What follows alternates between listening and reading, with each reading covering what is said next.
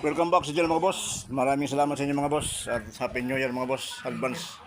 So bali pala mga boss, ito yung project natin na umpisan bukas mga boss. Kaya in-estimate na natin kung ano mga materials ang bibili natin mga boss. Kaya pala tayo ng double dyan mga boss. Kaya yan ang mga puliso natin mga boss. Salamat pala mga boss sa may-ari nito na ilang piso rin tayo mga boss sa gagawa dito. Una mga boss, ginawa natin yung CCTV. Kaya pangalawang balik natin mga boss. Kaya maraming salamat sa may-ari na may tiwala sa atin, napapagawa yan mga boss. May maestra pala mga boss yung mayari nito. Kaya maraming salamat sa mga viewers natin mga boss na walang sawang sumusuporta sa mga simpleng vlog natin mga boss. Ayan, kaya mga boss, lalong iligin natin yung motivation natin para sa inyo mga boss.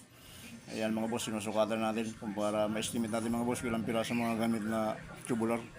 So bali pala mga boss, tubular pala gagamitin natin yan, 1.5 na gamitin natin dyan na double deck. Ayan mga boss, sinukat na natin para bukas mga boss, umpisa na natin. At maraming salamat sa Diyos talaga na kahit paano na mawala man tayo ng trabaho pero may blessing pa rin lumarating mga boss. Ayan.